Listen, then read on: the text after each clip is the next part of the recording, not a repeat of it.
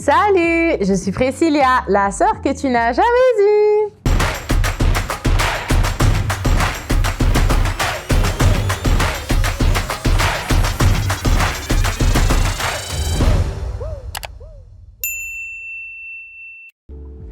Bonjour et bienvenue sur ma chaîne. Aujourd'hui, on se retrouve pour une nouvelle vidéo. Mais avant de commencer, n'oublie pas, partage, commente, like et abonne-toi.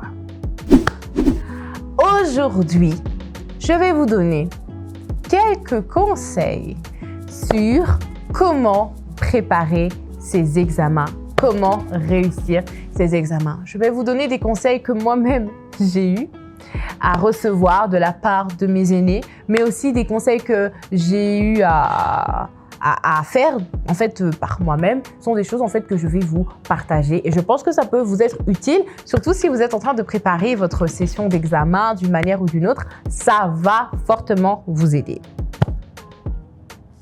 Premier conseil, et je pense que ça c'est le conseil un peu le plus bateau, c'est vraiment d'avoir ses notes en ordre avant de commencer la session. N'attendez pas de commencer, d'être dans la période de blocus pour commencer à chercher vos notes parce qu'en fait, ça va vous faire perdre énormément de temps. Donc, veillez à avoir vos notes complètes avant le début du blocus. Blocus qui est la période où les étudiants étudient. Veillez sur ça parce qu'il y a des fois où tu n'as pas été en cours, il y a des fois où il te manquait certains mots, certaines pages, enfin bref, tes notes n'étaient pas complètes. Il est très important d'avoir des notes complètes, d'étudier sur des notes qui sont complètes. Donc, n'hésite pas à demander à des amis, à tes collègues pour justement compléter les choses qui te manquent. Mais il faut que tous tes cours soient au complet.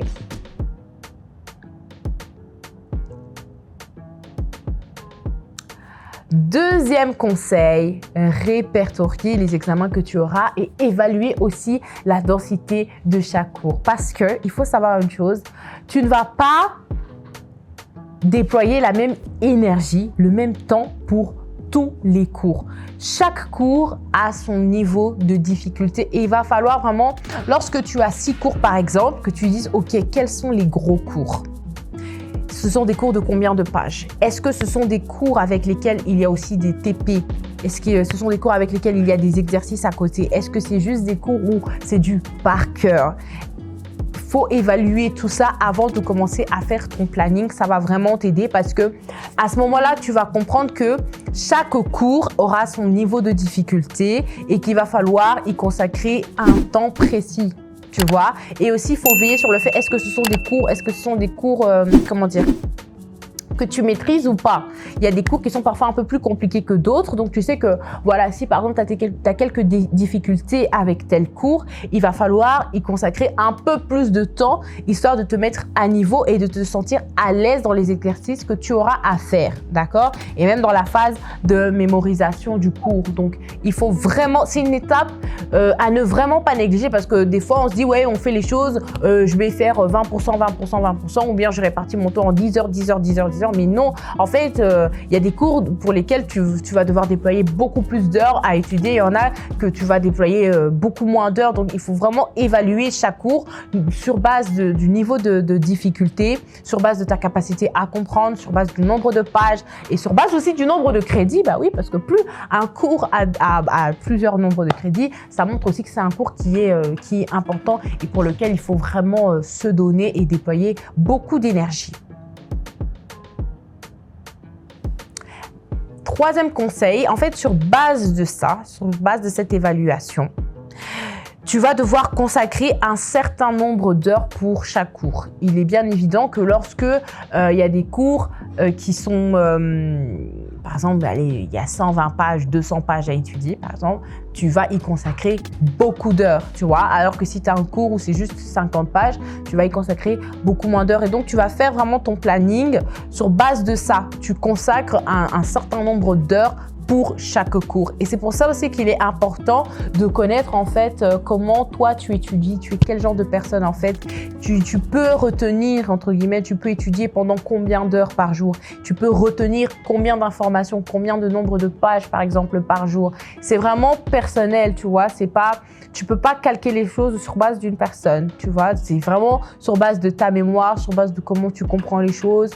Combien de temps ça te prend et tu vas devoir consacrer un nombre d'heures précis par rapport à chaque cours.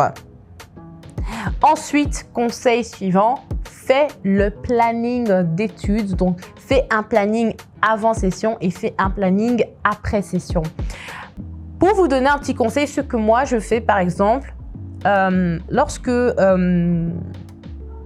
je suis en session, je commence à étudier, pas le premier cours de ma session, mais je commence à étudier soit le dernier cours ou les deux derniers cours de ma session, soit j'étudie le cours le plus difficile, ça dépend. Le cours avec lequel j'ai le plus de mal ou qui va me demander énormément de travail, je commence avec celui-là.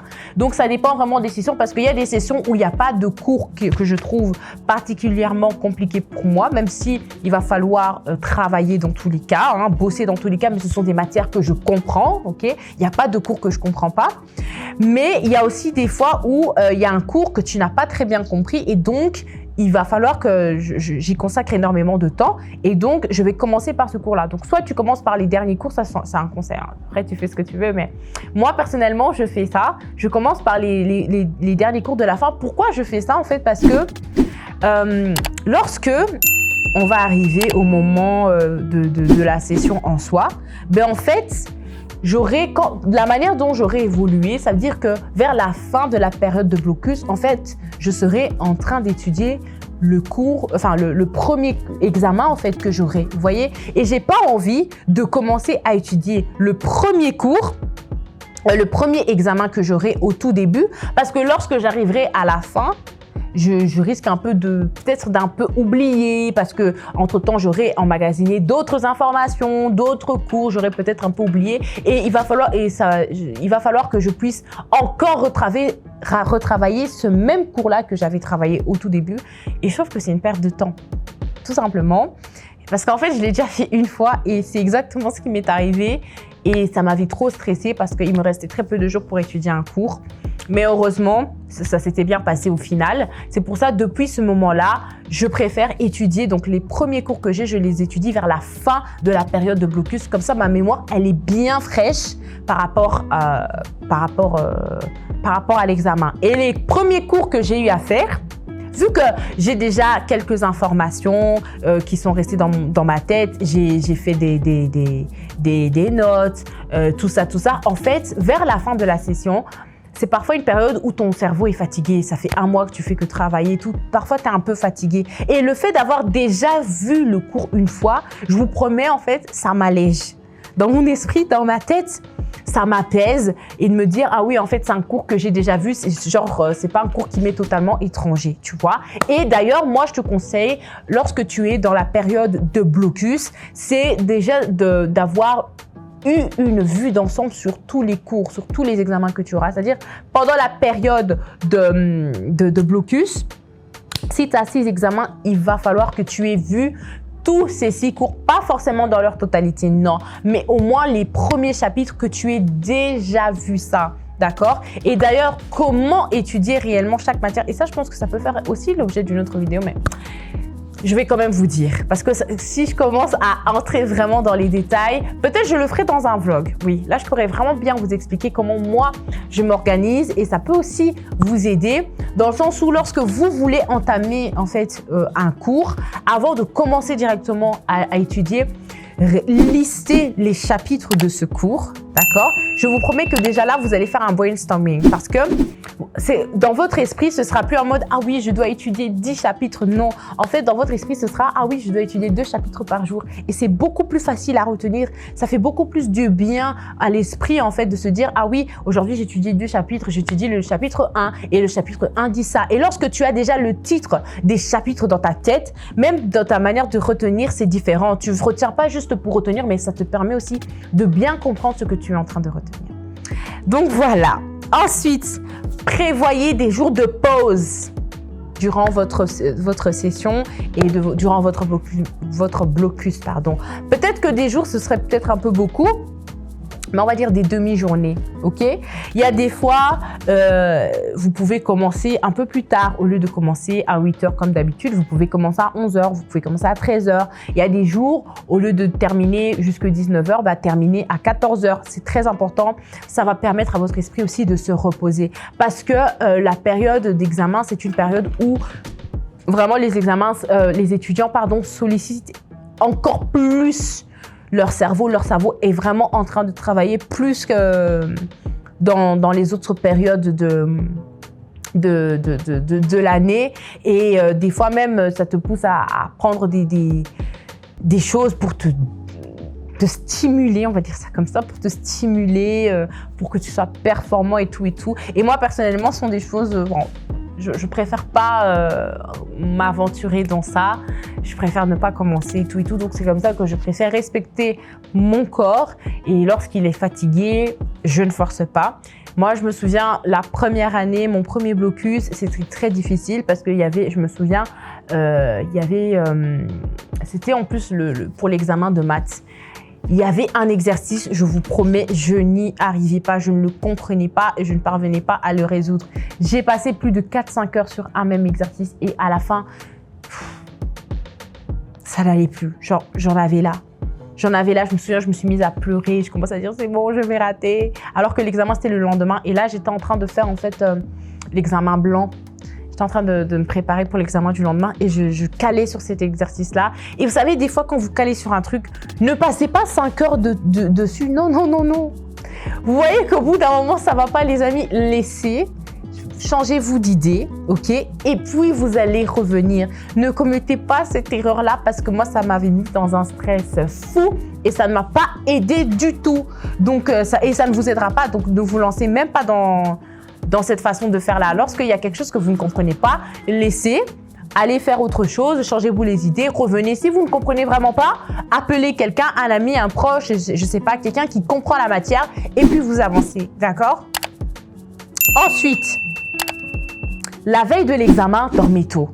Alors là encore, c'est un basique, mais c'est quelque chose de très, très, très difficile à faire parce que vous avez besoin de vous reposer, ok? Et lorsque vous avez bien dormi, je vous promets que même votre mémoire, elle vous remerciera. Elle sera contente. Vous aurez une bien meilleure mémoire lorsque vous serez très bien reposé. Alors, j'ai conscience que c'est plus facile à dire qu'à faire parce que moi-même aussi, ça m'est déjà arrivé de dormir à minuit, ok? Mais je vais pas vous mentir, pour toutes les fois où j'ai dormi tard, j'ai passé mes examens, fatigué. Voilà, tu présentes ton examen, mais tu es fatigué. Et lorsque tu es fatigué, ton cerveau travaille plus lentement et ton temps de réaction, ton temps de réflexion aussi est beaucoup plus lent. Et donc, j'ai toujours été moins efficace lorsque je viens présenter un examen fatigué, mais il y a des fois où j'ai vraiment pas eu le choix en fait que de le faire, notamment depuis que je suis devenue maman. Il y a des fois où tu dors pas en fait, où tu dors que 4 heures et tu as hyper sommeil. Et franchement, je ne vais pas vous mentir, ça s'est même vu dans les points. C'est-à-dire, même si tu as réussi un cours, mais tu ne l'as pas réussi avec brio, parce que des fois, tu as un peu oublié, des fois, tu ne te souviens plus d'un truc, des fois, tu n'es pas très efficace en fait. Des fois aussi, tu prends beaucoup de temps sur la même question, juste parce que tu as besoin de rassembler toutes les idées, ça te prend un peu de temps. Donc, vraiment, le meilleur conseil que je peux vous donner, dormez tôt la veille de l'examen. Dormez tôt, les amis, dormez tôt. Ensuite, prévoyez 2-3 jours en plus dans votre programme, ok, dans votre planning, au cas où vous prenez du retard. Parce que oui, on fait des plans, mais il y a des imprévus aussi qui peuvent arriver. Il y a des jours où on peut tomber malade, même si, voilà, je ne vous le souhaite pas, mais ça peut clairement arriver. Moi, Dieu m'a fait grâce, je suis jamais tombée malade pendant... Est-ce que je suis déjà tombée malade? Non, je suis jamais tombée malade pendant la période d'examen, donc ça, c'est vraiment une grâce. Mais il m'est arrivé quand même de ne pas étudier un jour parce qu'il y a une urgence, je dois m'occuper d'un truc beaucoup plus urgent et tout, ou bien tu as pris du retard sur une matière et tout. Donc, dans votre planning, prévoyez quand même 2-3 jours où vous vous dites que bon, ici, au cas où il y a un cours où j'ai pas bien étudié ou quoi, que je peux rebondir dessus, quoi. Et ça, ce sont surtout des jours où, dans la session en soi. Parce que lorsque, par exemple, tu as un examen, aujourd'hui, on va dire qu'on est vendredi, tu as un examen lundi de maths, ok, samedi, dimanche, tu vas faire que ton examen de maths, tu vois. Et ce sont des jours vraiment où tu vas vraiment maximiser que la matière puisse vraiment entrer dans ta tête, tu vois. Et donc, voilà, prévoyez vraiment ces jours-là. Ça peut vraiment être utile pour vous, même si on ne se rend pas compte au début. Il y a beaucoup d'imprévus qui arrivent pendant cette période-là. Mais voilà. Je vous donne tous ces conseils parce que moi, quand je suis entrée à l'université, la première année, j'ai galéré. Et c'est vraiment au fil du temps, au fil des années que j'ai, entre guillemets, peaufiné ma façon d'étudier de manière à travailler de façon efficace. Et lorsque vous venez, en fait, vous arrivez en session, c'est pas le moment de comprendre la matière, hein. La matière doit être comprise avant la session, ok? Pendant les moments de cours. Et je pense que c'est ça qui m'a fait perdre beaucoup de temps au début, c'est que il y a beaucoup de choses que je ne comprenais pas. Il y avait certaines matières que je ne comprenais pas. Il y avait des chapitres que je ne comprenais pas. Et j'attendais la session pour les comprendre. Mais le problème est que tu vas perdre ton temps. Alors que si tu répertories déjà tout ce que tu ne comprends pas et tu essayes de comprendre tout dans l'année, en fait, dans la session, tu gagnes énormément de temps parce que ce que tu auras à faire, c'est simplement t'entraîner et retenir les choses. D'accord? Parce qu'en soi, tu les auras déjà comprises. Tu vas juste devoir retenir les termes théoriques et tout ça, et les exercices qu'il y aura à faire. Voilà, c'est la fin de cette vidéo. J'espère qu'elle vous aura aidé, que ça vous aura donné quelques petites pistes, quelques petits conseils. Vous savez, un planning d'études, il est personnel. Moi, je peux vous partager quelque chose. Vous pouvez vous en inspirer. Mais ce que moi, je fais, ce ne sera peut-être pas votre manière d'étudier à vous. Moi, je sais qu'il y a des gens, et ça, c'est quelqu'un que je connais. Cette personne-là, en fait, elle est capable d'étudier qu'entre 6h et 14h. Donc, entre 6h et 14h, elle travaille, ok? Il y a des personnes qui ne sont pas capables de rester 2 heures en train d'étudier, de travailler au même endroit. C'est trop leur demander, leur cerveau, il va partir dans tous les sens. Adaptez-vous sur base de votre personnalité et de comment vous êtes, comment vous supportez les choses. Si vous êtes du genre à étudier, vous préférez étudier en groupe. Étudier en groupe. Et là encore, c'est aussi un très bon moyen. Et ça, c'est un truc que mon mari, il me dit toujours. Lorsque vous étudiez en groupe, par exemple, vous pouvez avoir peut-être 10 questions sur lesquelles vous allez travailler. Il y a peut-être une question, toi, tu ne vas pas comprendre, mais il y a quelqu'un dans le groupe qui va comprendre. La question 5, toi, l'autre personne ne va pas comprendre, mais toi, tu vas comprendre. Et en fait, vous gagnez énormément de temps. Ça peut être un très bon moyen, même si aussi ça peut avoir ses inconvénients. Moi, par exemple, je préfère étudier toute seule. Je n'aime pas voir les gens autour de moi parce que je suis facilement, je me laisse facilement distraire. Un rien, en fait, me distrait. Et une fois que moi, je suis focus sur un truc, moi, c'est parti. Donc, je préfère ne pas avoir qu'on m'interrompt sur des « Ah oui, t'as compris ça » ou non. Moi, je préfère étudier toute seule. Lorsque je ne comprends pas, je peux faire appel à quelqu'un, mais je n'aime pas travailler en groupe. Et ça, c'est moi. Peut-être que vous n'êtes pas du tout comme ça. Donc, il faut aussi faire des plannings qui correspondent à votre personnalité. Voilà. En tout cas, j'espère que cette vidéo, elle vous aura plu. N'oubliez pas de commenter aussi pour donner un conseil que je n'ai pas cité ici et qui pourrait nous être tous utiles. N'oubliez pas non plus de liker, de vous abonner aussi, ça me fera énormément plaisir. On se retrouve la semaine prochaine. Bye bye!